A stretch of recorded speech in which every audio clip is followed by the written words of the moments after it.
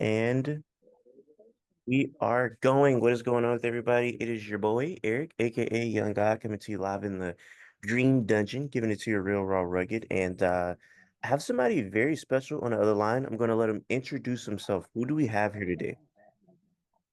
Yo, what up? First of all, thanks for inviting me. My name is Max, aka Max Oliveira, aka Max Momentum.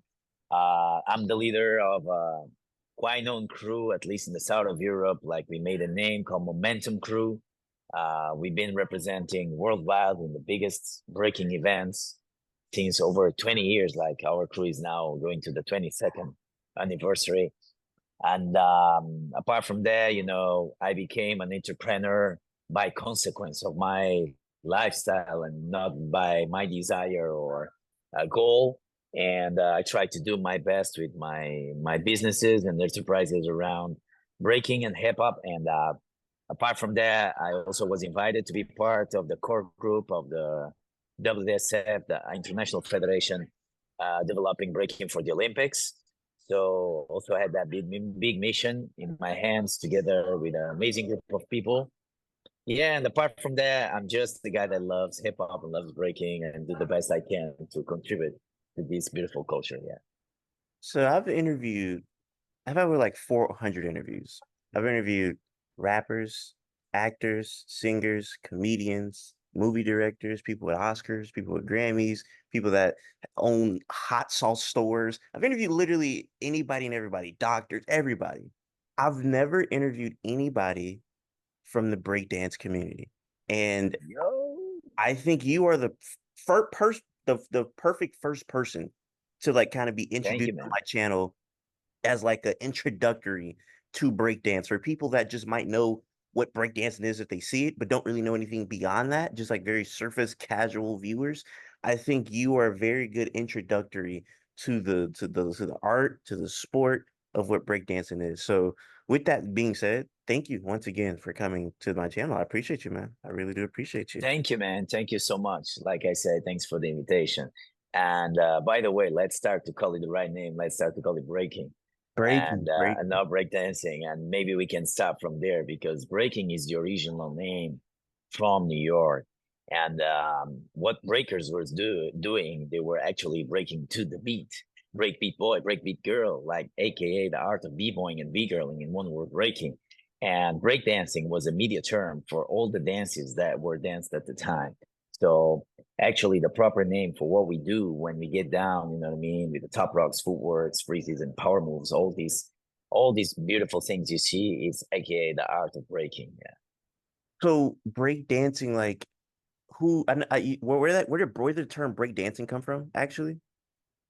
Well, the breakdancing term comes from the media because actually a lot of the dances danced to the breakbeats were different were what I mean, people were still doing the west coast styles, the locking, the popping, uh all these hip hop born dance styles in the block parties, and breaking was actually starting on the 70s and was done and still is done by b-boys and b-girls, and it was defined by the originals as the art of breaking and breaking. So b-boys and b-girls used to break, and other dance styles used to do their own dances, but in general, like people couldn't distinguish and they just call it breakdancing. And it's okay. Like, I mean, we don't take it, wrong, you know what I mean? It's like many people, I would say, as an example, general people would say that maybe call singers and they include rappers on it. You know what I mean? Yo, these people, they sing. But actually, a rapper is rhythm and poetry is a specific thing that not all the rappers are singers. Maybe some rappers also sing, right? But it's different art forms and it's a different instrument they play, which is rhythm and poetry. So in this case, kind of the same. Like breakdancing is a very general thing and media saying, and it for sure includes also breaking. But if we specifically speak about this art form that became also an Olympic sport, then it's properly known and defined by breaking. No, and one thing that I'm going to touch on later, but it was one thing that kind of like caught my eye about breaking in the Olympics was like the respect towards hip hop and like the emphasis put on hip hop. And before we get to that, I do want to talk about because you're not from America, and I'm obviously I'm like from the South of America. I grew up listening to hip hop my entire life. I probably was like in my mother's womb listening to like Tupac or whatever they were playing at that time, you know? So my question for you is being somebody that's not from America, what age or do you have a first memory of anything hip hop? Rather, if it's because we know breaking is one of the five elements. Was it breaking? Was it the music? Was it like what was your first memory of hip hop? Actually was breaking because like I had this person that okay, I born I'm Latino from Europe, right? So I'm Latino European, and it's not like I'm not really proud of what Spanish and Portuguese did with the colonization and all that, right? So it is what it is. It's part of the history. Now I hope we can teach future generations to be better, and this is the way I see it. But like we entered in Brazil and other places, and actually I'm Latino blood. Like we are neighbors of Africa. I don't know if you guys geographically kind of know, but from from my city to Rabat in Morocco is not even 1 hour flight, right? So it's like we're really close to Africa, and we are really the west coast of Europe. Like we are like in the west coast of Europe. So Portugal is my place, but for many years, Portugal, not now, but for many years, Portugal was like a poor, underrated country in Europe. Okay, in Europe, like back in the days and before European Union, and Portugal was one of these countries that had its own money called escudo that nobody knew, and was really hard. So I'm from that generation because I'm 45, and there was this friend of my family that went to the US and brought these little kind of books, man, that you would pass your finger and a draw would dance. Like you would do this with your finger and you move the page. Mhm. And there's a small draw that the guy would do some power moves like windmills into the head spins. And I was maybe, I don't know, 5, 6 years old and I got that. And bro, like no iPhones, no PlayStations, no internet, no nothing. It was 40 years ago. So that was, I would be all day doing this, and seeing that b-boy spinning and doing his moves. And that kind of triggered me something. And then next step was for sure music. And as you said, I'm European and I'm from a country that at that time didn't have the same access as now because Portugal now is super popular. And man, a lot of hotels, a lot of everything changed completely. Actually, it's a little paradise right here in Europe. And now we do have access, but not at the time. And at the time, I start to get, some precious vinyl that some people would bring. And my father had this old school turntable, but this not like professional techniques or real blunt. I mean, old school, old man turntable at home. And he would play vinyls, and somebody start to bring some vinyls. And one of the vinyls I have is actually breaking. And as on the back from 84 as some of the moves of the b-boys with pictures, original 84 vinyl.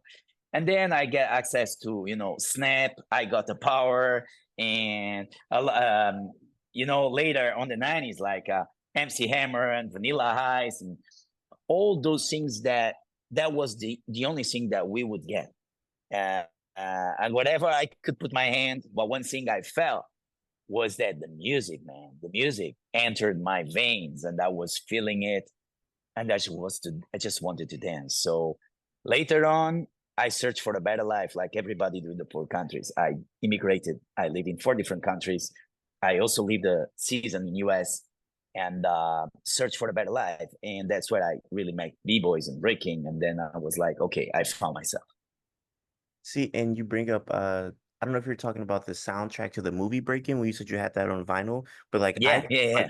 So like I grew up like watching that movie like with my mom. Like I've seen that scene a million times where the dude Turbo is breakdancing with the broom. Yeah, That's a classic. That's a classic scene in it's a my classic. brain. That's a classic, man. Such a And classic. of course, later on, you know, I had access because, of course, I started to talk to people in the hip hop scene, and then I saw Beat Street, and then and so on and so on and so on. You know, and more recently, of course, you know, the freshest kids and so on and so on, and all these start to feed my body, mind, and soul in a holistic way that I became hip hop.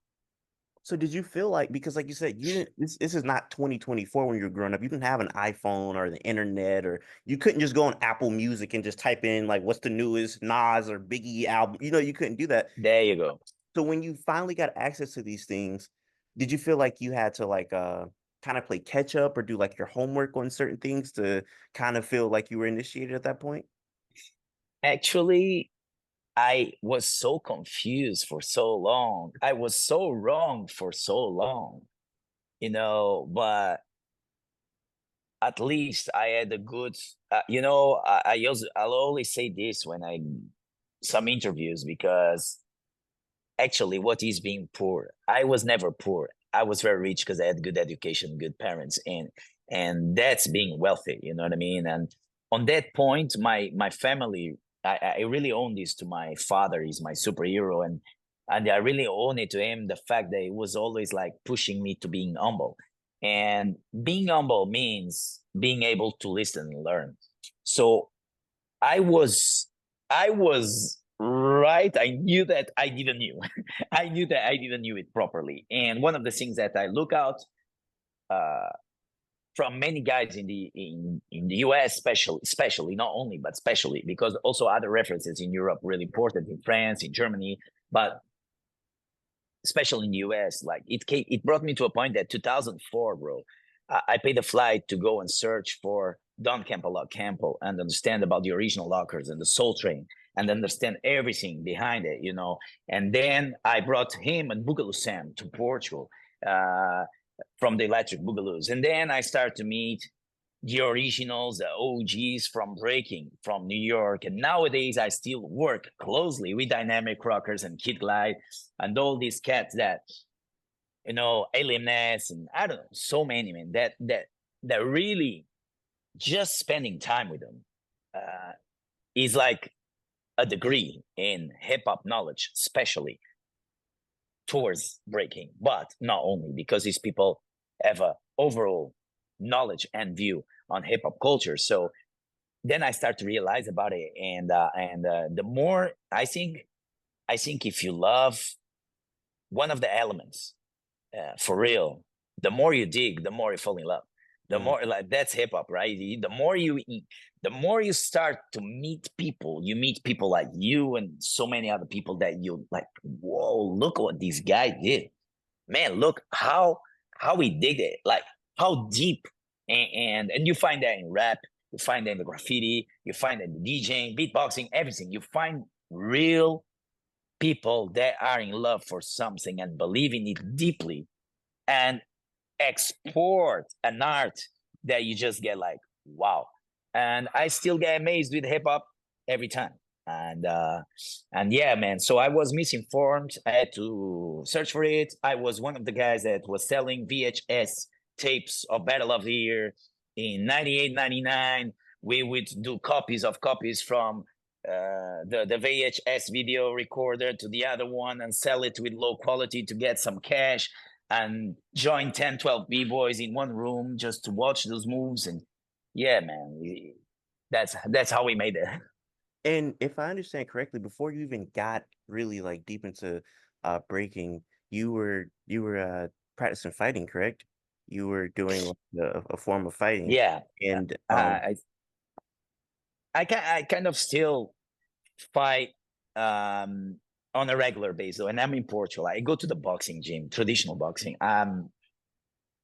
Because when I started dancing, I didn't start with breaking when I was really young because I wanted to do what I see in that little book, or I wanted to do what I saw on TV with Michael Jackson, because it was the only thing I would get from a parabolic antenna in my MTV when MTV was MTV, and when MJ would come out on those amazing clips.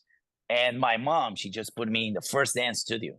And man, I was not learning what I was seeing and love. So I was learning, you know, the classic and contempt and modern, which is great. But I studied in a really rough area, and kids, you know, kids. Now people talk about bullying, but at that time was not even that word. People just would make fun because I was dancing. And I was a really little kid. So I stopped enjoying dancing, and my idol turned from MJ to Bruce Lee, and I wanted to be like Bruce Lee. And it kind of triggered me something that I just wanted to learn: traditional martial arts, fighting sports. There was also no MMA, no jiu-jitsu, no, like this was not trendy. If maybe exist, I didn't know about it. And I just started fighting traditional Viet Vo Dao, is from Vietnam, and also kickboxing and boxing until nowadays.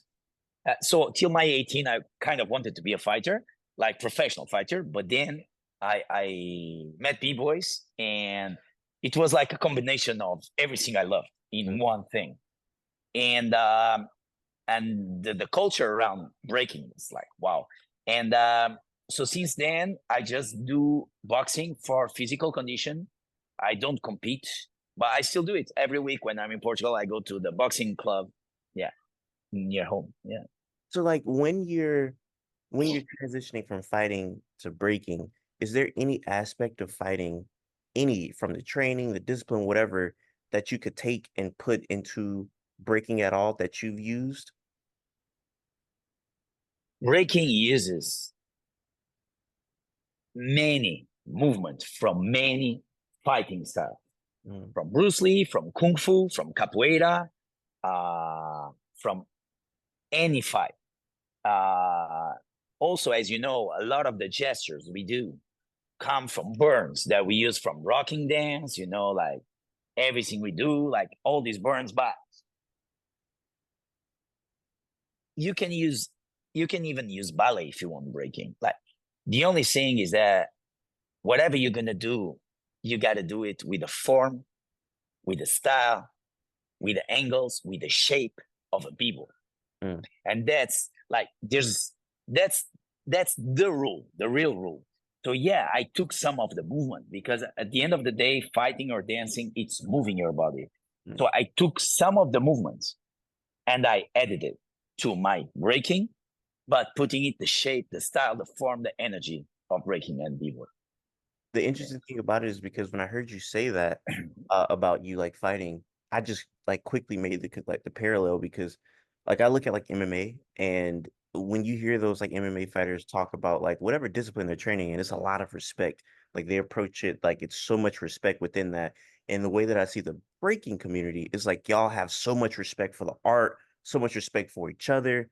And I was like, man, that's kind of like the way fighters talk about their discipline and their art and their competitors or whatever. So that's why I asked you that, because I was like, I feel like there would be something you could like kind of draw parallel to. And even like you said, there's so many stances or things that you would take from fighting you can incorporate into the breaking. So I do think that's like a interesting, like cool crossover that you guys have with the fighting community and the breaking community. That's like super interesting to me.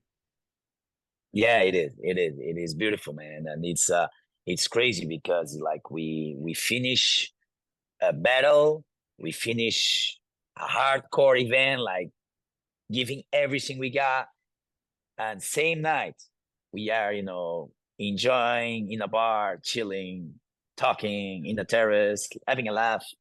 And we just try to, you know, destroy each other like 3 hours ago.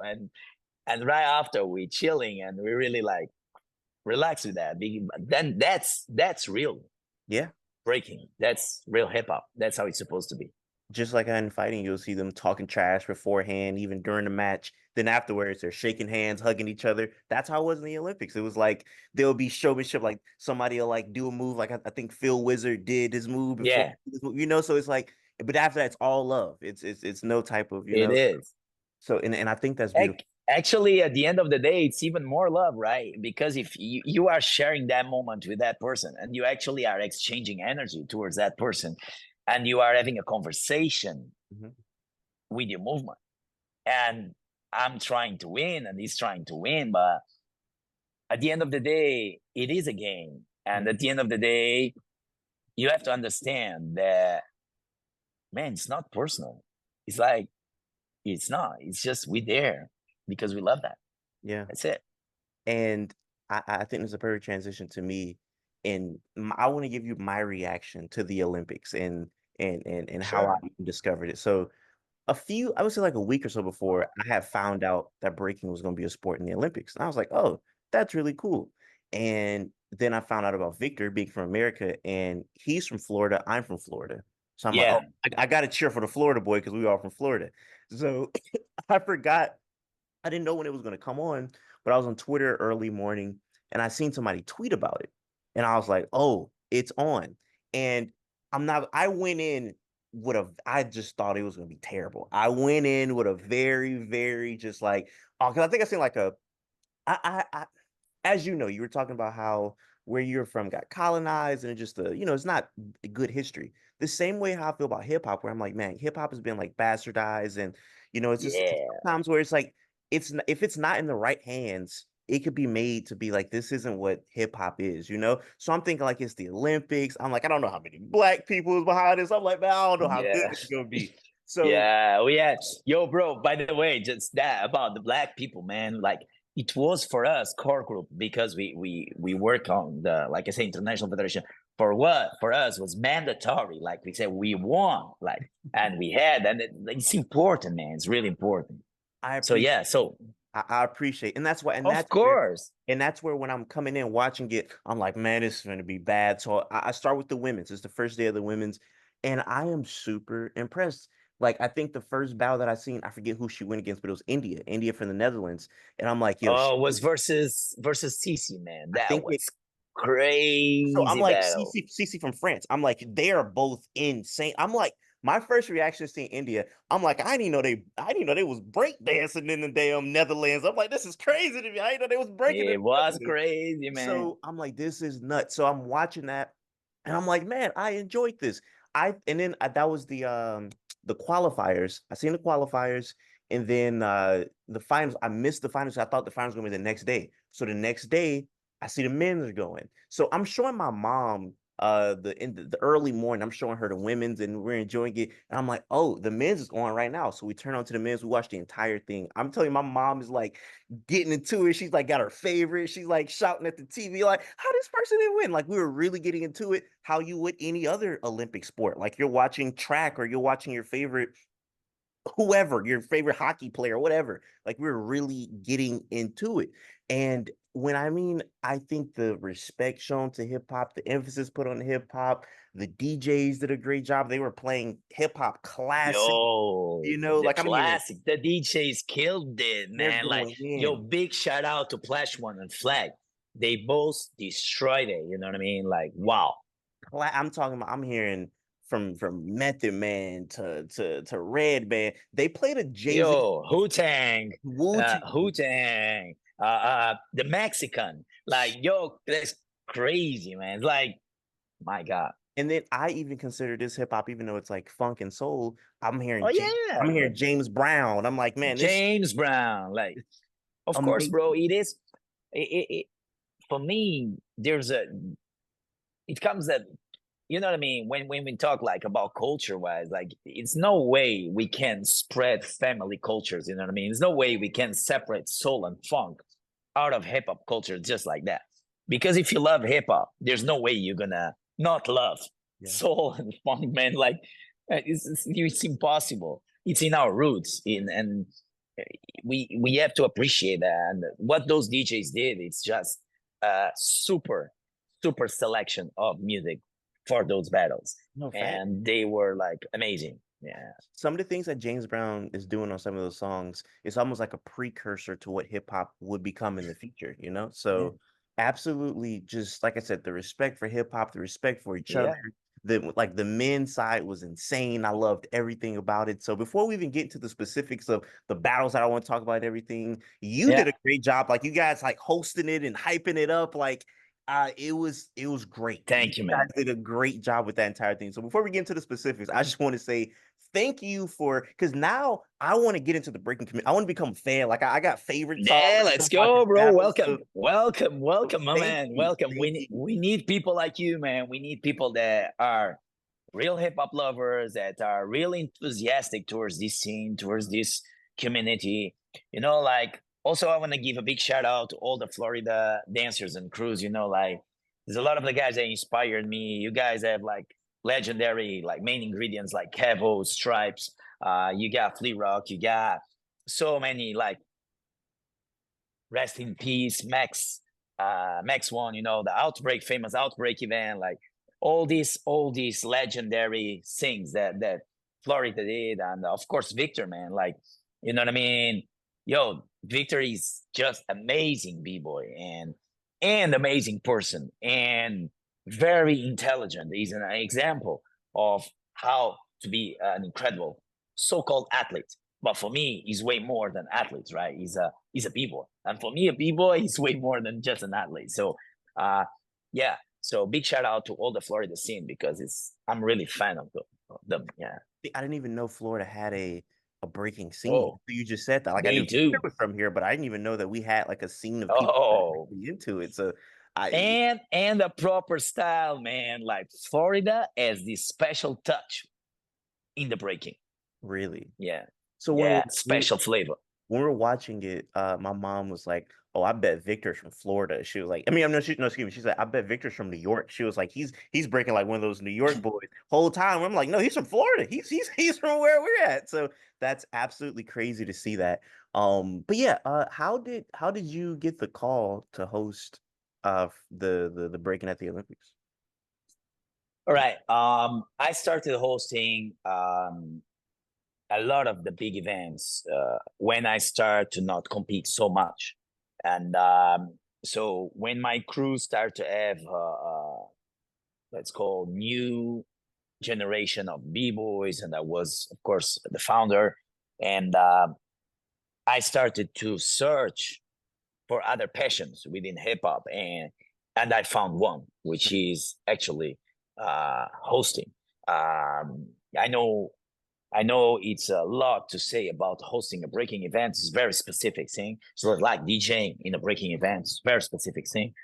But man, and I don't know why. Maybe because I love it so much, and maybe because I'm just a lover of people in general. You know what I mean? Like, and with no distinction, like exactly like hip hop. So I don't know, man. I started to do like the biggest ones in the world. I did many, and I started to organize too, and hosting some big events I organized in Europe. So suddenly I started to feel love back from the people, and it became a magic ball. And when I got into this core group of the International Federation, I was more involved with the head judging, chairperson.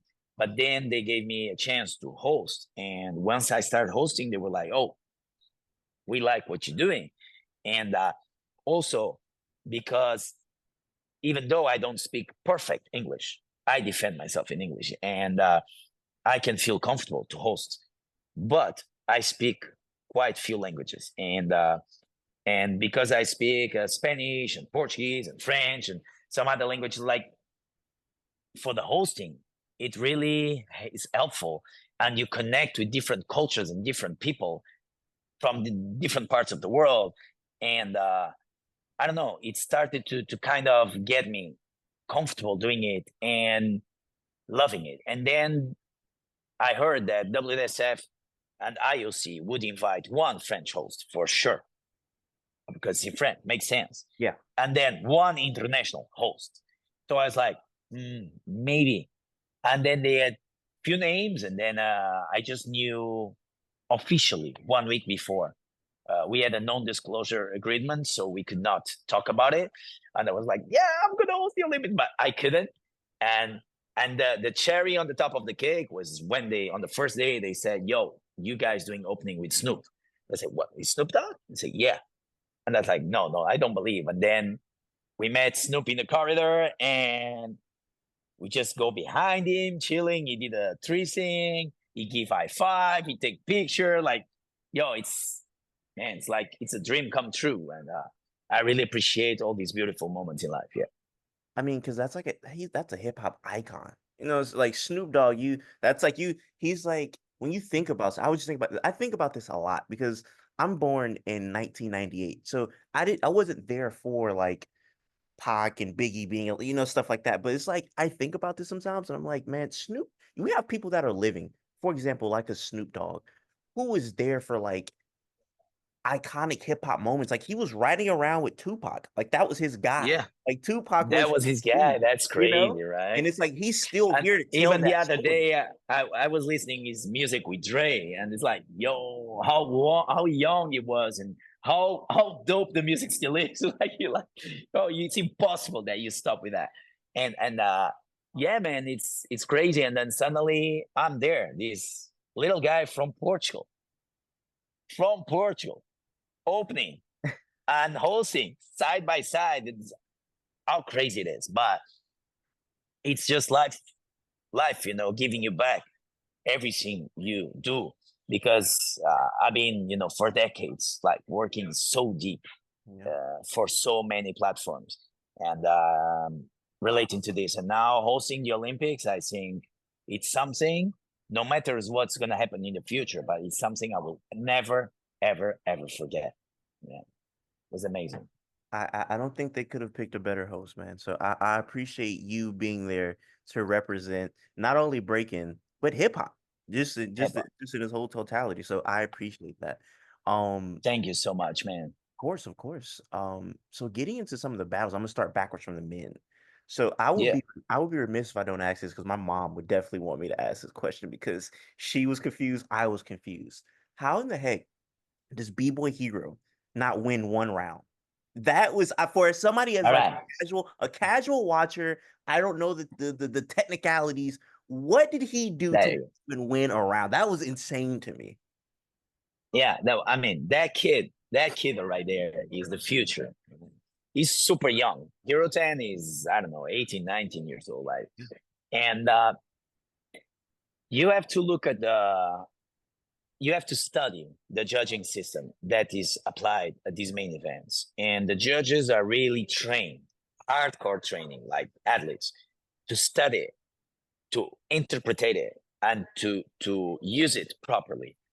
And there's 5 main categories, and it's technique, which obviously Hero 10 is very good, very good.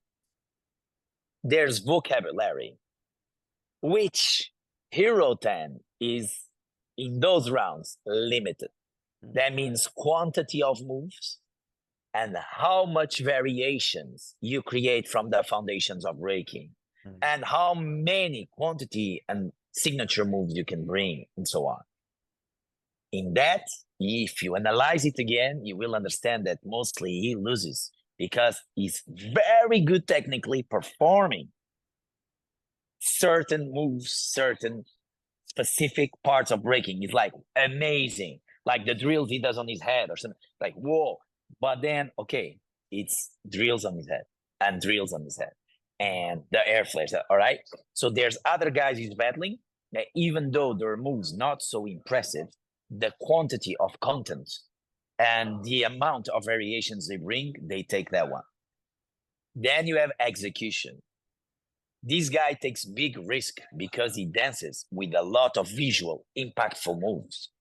But the way he executes sometimes his go outs from the moves, for example, even the one he lay down on the floor, that kind of execution sometimes is a little bit not clean. It's a little bit like, it's supposed to be with a good composition. Composition is a big part of the execution. So some of the guys are building up a dope composition, the building up of the round, and this guy is impactful, but the composition and the way he's going to execute the end and the transition is not as good as the other guys. So many times for the high level, he loses the execution. And then you have the originality. And then you have the musicality. And the originality applies the same. Like many of the moves he's doing are absolutely incredible. But in the breaking world, they were seen before.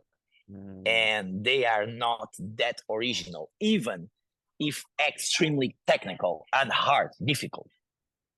But some of the guys bring small details, bring small tops, small footworks, and they play with the music and they bring some original content. And that's super important. So usually, and if you go and check, because the stats are on and available for everybody to check, you will see that many times he takes on technique, but he loses on the other categories. And each category is worth 20%. So at the end, and also the categories are moved, the faders are moved according to imbalances and comparing each other. It's not by scores. So when you imbalance the faders and you start moving them towards the breaker that did best each one of the categories, in the overall, is going to lose the round and the votes. But in some specific parts of the breaking, he's winning. And when you see the stats, you see that. So it's important to explain this to the people. Like, he's not losing, he's not being smoked. He's just losing because in all the categories, he's not taking the majority of the percentages. That's all. See, I think as like a casual watcher, we're seeing it and we're just like, he's doing all these crazy, fantastic moves. He did the spin on his head. Amazing. Spin on his head. It's like, this is insane. So I guess we don't understand he's lacking on the vocabulary and things of that sort. So you breaking it down that way, it makes it a little bit more. Remember, it makes it more easy. Also, I think it's takes time to educate now a new audience, like general audience, because before just breakers were watching breakers. Yeah. It's a little bit like MMA. At the beginning, people did not understood when people would go grapple and go on the floor. They even booed before. Yeah. If the guys were not punching each other at the very beginning of MMA, when two guys would grab each other and go on the floor, the audience would like, woo, woo. They didn't like what they see because they didn't understood how technical, how difficult was to be on the floor and search for an angle and search for a lock and search for a finish. So they would see two guys on the floor for 3 minutes and they're like, boring. They just want to see two guys standing up punching each other. Breaking right now is in that transition. It's like people see the moves they understand visually easily. Gotcha. And they are impactful and they're like, yeah, this guy got to win. But it will take time, a little bit of time, because it's not so hard also. It's like, it's a sensitive thing, but it will take a little bit of time that people will start to, okay, now I get it. Gotcha. Now I get it. We are back recording. Sorry for a little technical difficulties, but yeah, like I said, I'll count off a B-boy hero. I know you're talking about the musicality. There was people that I realized that was kind of their thing, like they were dancing to the beat, like a Jeffro. Jeffro, my man, like that guy, man, that guy. He's just, I would say it's pleasant, really pleasant. It's really like inspiring to watch this guy. Like, wow, I really love Jeffro, and he's really cool guy too. Like, he's a good friend. No, shout out to Jeffro. Another one of my favorites. Another one of my favorites was B-boy Lee from the Netherlands. I really did like. He seems like he's going to be really good in the future. Finesse, class. This guy, he's on the next level of like the way he puts it on, man. Like the way he connects it. It's amazing. No, he's super good. I guess kind of going back to the women's side, we kind of talked about India. India seems like she's going to be like a phenomenon. I would assume she's like the next big thing. India, Nika, like Tisi, like all these big girls are maximum 18, 19 years old. Maximum. Amazing. They're so good. And it's crazy because I feel like what kind of sucks is it seems like one of the only things we were talking about is the Raygun situation. And it seems like that kind of took steam away from the rest of the competition. Do you feel that way at all? All right, sorry, man. So about Raygun, I'm really like, I don't know if you saw the interview of Victor with Sway, right? I did see that. So I really, when he spoke about that, I was like, I make his words my words. Like, I couldn't agree more. Like, I think general audience is actually engaging and researching more about breaking because of this Raygun stuff. And what will happen? I will add this to what he said. He said that, right? And it makes no sense. And what I will add to this is that, like, I don't know, one of the guys from US also published a story showing that breaking has been the most Googled stuff in the US on the last week because of that. Like, it's crazy how many millions of people Googled breaking, the Raygun, blah, blah, blah. And from all those millions of people, believe me, a lot of those millions gonna look out for other battles apart from Raygun. Also because a lot of those millions gonna be thinking, okay, is this so bad? Are all these people so whack? Are all these performers like, like, is it breaking this? Yeah. And then they're gonna find people like Jeffro, like Victor, like India, like Nikan. They're gonna say, yo, hold on. This is exactly like many other sports. One of the IOC main things, it's called universality. And this is the Olympics. And what happened with this girl is just no different than when the other swimmer arrived 4 minutes after the winner in the pre-selections of swimming, or when the runner in the marathon arrived 28 minutes after the winner. Because it's universality. Yes, not all the runners, not all the swimmers there are the best in the world, but are the best in the world according to universality process. So this big girl didn't came to represent as one of the best 16 in the world. She came to represent herself as the one that won the qualification of Oceania, that had maybe 4 or 5 big girls participating. Papua New Guinea, New Zealand, Australia. She qualified through the national process, and that guaranteed a spot on the qualification day and morning of the Olympics, or beginning of afternoon, and that the judging was according to what they saw. She got 0 votes, 0 rounds, because she didn't did that good. Everybody know it, but she tried her best, and also I take my hat off to that. And she was not doing more than less than other countries doing other sports, attempting to do her best according to what she can do, to respect one of the fundamentals, which I think is really good fundamental of inclusivity, which is universality, because that's why it's the Olympics. And you should have a representative of different continents, and that's cool. So that people blame her for LA 28 and that people know, this is, I'm sorry to say, man, that's just bullshit. You know what I mean? And like, people now know this girl has no fault at all that LA 28 doesn't put the Olympics, doesn't put the breaking. It was decided 1 year ago. So this girl is just doing what she can according to the regulations of the universality of the Olympic Games. So I think, honestly, it will turn out super positive because we have a little drama for the general audience to search and Google about breaking. And then, believe me, a lot of the millions, when they see some of the battles, going to be like, whoa, this is so good. I want to see more of this. And I'm sure the next events will have more audience and more people engaged because of that.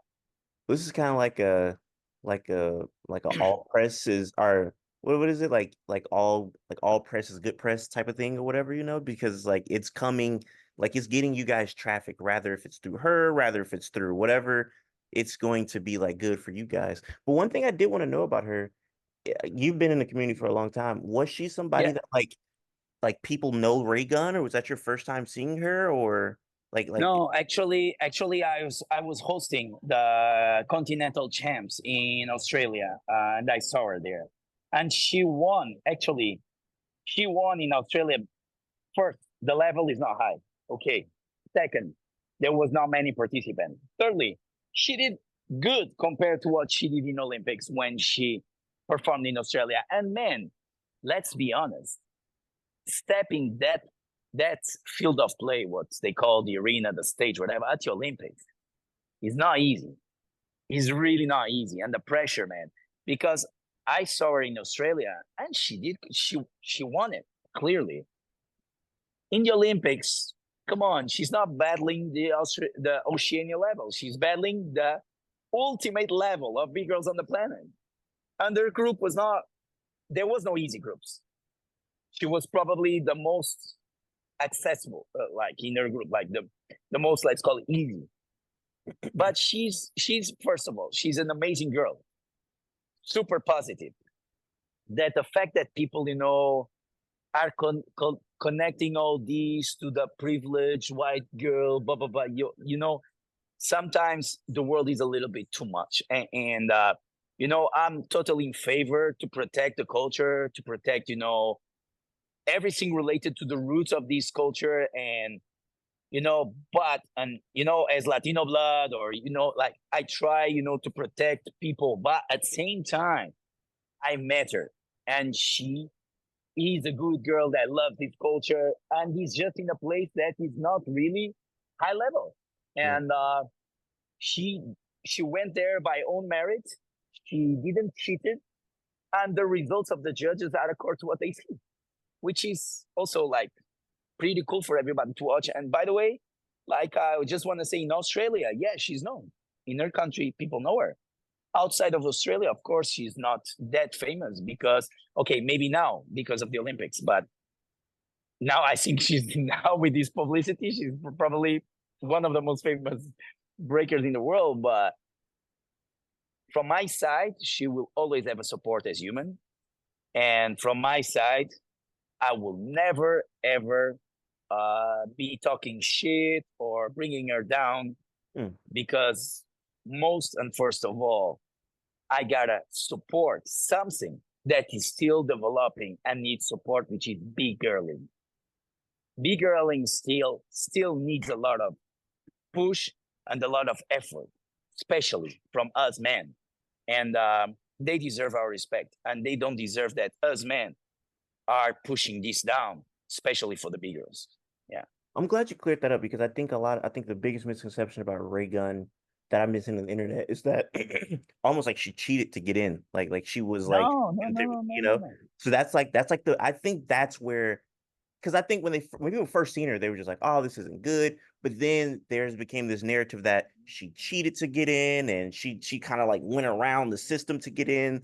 But you kind of clearing that up, I think that that's a good thing, because I think that was a narrative that was being pushed, is that she had her husband help. It was just a crazy lot of stuff. So I'm glad. No, crazy a lot of stuff, man. Like people's blaming her for not getting into LA 28, and bro, guys, only thing that happened, you had the big girl that competed in Australia against Oceania level. Again, the countries I remember: New Zealand, Papua New Guinea, Australia were there. Many of the girls maybe are better than her, but to enter the process of Australian championships, you need to be under the federation, under the international federation. We know some of the big girls and big boys don't do the paperwork. They don't fulfill the requirements that are needed to participate in those competitions. Then win somebody that's supposedly not as good as should be to represent the continent or the country. Anyway, like I said, like in many other sports, that happened. And she did not go to the finals. She did not win a medal. So all the system worked perfectly, and the codes of conduct and the ideals of IOC were totally respected under the vision of universality, which is, for me, still will be always super important. Otherwise, many times Africa and Oceania would be out of many of the competitions, because El Mamouni, she did very good in my opinion, but also she benefits from a qualification in Africa, like Oceania, a direct qualifier without African Games, or Oceania didn't have Oceanian Games. They only had championship. So they have an easier process, because in Europe or Asia or America, you have to qualify to Pan American Games or to European Games. Then you got to get your spot in the games to go to the Olympic Games. It's a harder process. So because Africa or Oceania have an easier process, that has to do with the amount of people that practice that same sport, and to the number of the federation, to the number of people that are under the federation umbrella. And sometimes, yes, unfortunately, the world is not the same, and not all the continents and countries are at the same level. And we gotta be open-minded to accept and embrace people from different continents and to let them experience it and not bring them down. Because my question now to everybody putting that girl down is, what are you guys doing to the future generations of big girls in Australia? Do you think next generations of big girls are feeling comfortable to say they dance breaking? You know, like, are we not creating maybe a 10 years gap now in Australia that girls going to be like embarrassed or ashamed to say, I'm a big girl? You know what I mean? We don't want to do that. No, I think, hey, shout out to you for being a positive person. You know, it's been a lot of negativity around her name. Shout out to you for being the person that said, you know what, I'm going to be the positive person. You and, like you said, Victor's on Sway on such a national platform, and a very positive message as well. So shout out to you. Like, Beautiful. it's the respect amongst the community that I see amongst you guys, you know, and I salute it. One more person I do want to talk about before we stop talking about the Olympics. I'll be remiss if I didn't talk about him because he blew my mind watching him. Sugar Kicks. He was special. That kid is nasty, but that guy is already very experienced. You know what I mean? And many times, him and Victor have crossed the path in many competitions, and they battled many times. Yo, Sugar Kicks is one of the best in the world. That's it. That's it. That's all I can say. On the 5 categories I mentioned, under the 5 categories, one of the best in the world. That's it. He's great. And I guess moving on from the Olympics, what's next? What are the next big events? What should we be watching out for? What's going on? All right. So still on the sport platform, there's a lot that's going to happen.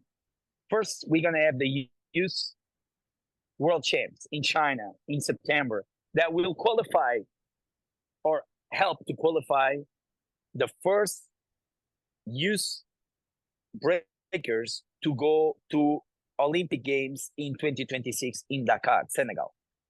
So first, I'm super happy that Africa is hosting the Youth Olympic Games. That's a big step. Secondly, I'm super happy that Africa is having breaking. Thirdly, like I said, we are neighbors, and I love Africa, so it's always like so happy to be part of that. And then thirdly, it's really good to see that the IOC and the WSF are working towards qualifying young talents to go to Olympic Games in Senegal. So might have stopped 2028, didn't stop 2026. We also going to have world champs this year in USA. So United States of America will host the world championship. I hope to meet you there. We'll be in Texas, October, November. So we'll be hosting the world championships, and then Portugal now this month. We're going to have the first team battle in the sports platform, 3-on-3, and also thinking about inclusivity. A B girl, a B boy, and the under 18, the same team per country, which is pretty dope. And we're going to do that one this month, 29th of August. So till the end of the year, on the sports way, we very busy. Without the sports, you guys will have the famous freestyle session in US. We're going to have the World Battle now in Portugal this month, which is a crazy, massive event. We're going to have the Outbreak Legends Blast in Slovakia this month, crazy event. We're going to have Unbreakable in Belgium, crazy, massive event. We're going to have Red Bull BC1 World Finals December in Brazil, crazy event. So, yo, plus all the other medium and smaller events in the middle, bam. It's like, yeah, guys, just look around what's around you to check, to see, to enjoy, and you will have so much fun in this breaking event. I would love I would love to come and cover in Texas. Yo, man, hit me up. I'll connect you with the guys. For sure. They're my real brothers. So yeah, it's my pleasure, man, to connect you. Yeah. For sure. I would love to do that. And lastly, before we get out of here, I want to give you props for something that this was where I was like, that was beautiful. So we were talking about B-Boy Hero. The last round, he's just crying. He's just crying his eyes out. And I like that you guys embraced him and gave him a hug, and like you gave him like y'all give it, like tell the crowd like y'all give it up for him, because he really put his heart like out there, just going crazy. So I just want to say shout out to you because I feel like he needed that hug and he needed that love He needed that hug. I and felt it. you gave it He to him. And needed that hug, and he put his head right there. And man, I felt it so special. Like he was really needing that hug. And I'm I'm barely 30 years older than him. It could be my son. Mhm. So I felt he was needing that, and I gave it also with all my love. I really love that kid. No, I like that. That warmed my heart when I seen it, you know. So I Thank you, appreciate man. you doing that. For everybody watching, if you have any last words you want to say to the people watching, the floor is yours. Yo, man, look, I just want to say to everyone, keep on, do what you love. You are a hip hop lover, and that's what connected you and me. And I will keep believing that till the day I go up there, that all I'm doing makes sense because I love what I do. So do it for the people. Do it really because you love people. Because at the end of the day, it's all about people. And even though sometimes we fed up to be around people and too much stress or whatever, at the end of the day, without the people, this wouldn't make sense. So treat good people, be good to people, and love what you do. Please find your love, find your passions, and follow them deeply. That's all I want to say because I'll be doing that, till that day. And even there, I'll be doing that. So thank you guys and have a great time, man. And see you in some breaking event. For sure, as you should. For everybody watching, I appreciate you guys. Until next time, I say what I mean what I say. Haters are gonna hate, players are gonna play. You guys holler at your boy.